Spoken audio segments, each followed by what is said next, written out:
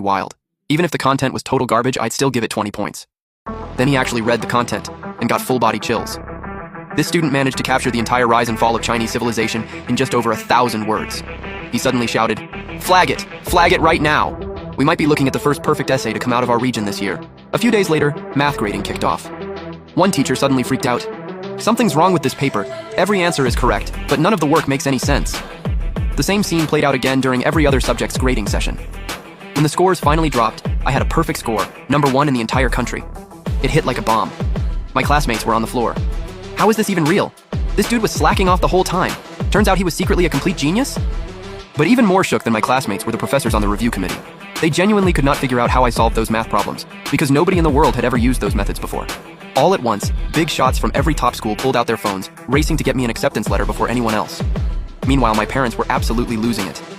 "Babe, did you see the news? Some kid named Lu Chuan just got a perfect score, same name as our son."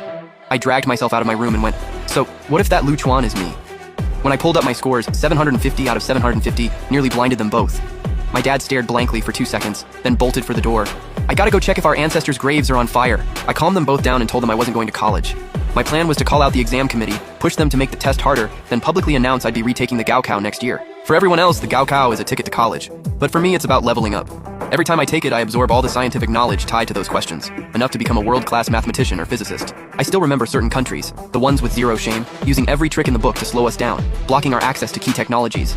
If those blocked research areas showed up on the Gaokao, wouldn't that solve everything? Obviously, I couldn't tell anyone any of this. After I promised I'd go to college right after the second Gaokao, my parents finally, reluctantly, agreed. The next day, reporters swarmed the place, trying to dig up everything about me. They came with the heads of several top universities who were already going at each other's throats before anything even started, all fighting to recruit me. When my family of 3 tried to step outside, we got completely blindsided by the massive crowd packed at our door. The university reps rushed us, surrounding my parents and throwing out offers nobody could have imagined. Some offered full tuition plus housing and subsidies, others promised $4,000 a month in living expenses. Southwest University wasn't about to get left behind. They offered to set me up with my own private lab, $40K a year in research funding, and the kicker, whether I chose them or not, the money would still be there. The second that landed, the reps from Daewoo and Shengtang universities both lost it. "Bro, you playing dirty now? We made our offers conditional on him showing up, and you're just handing out cash no matter what."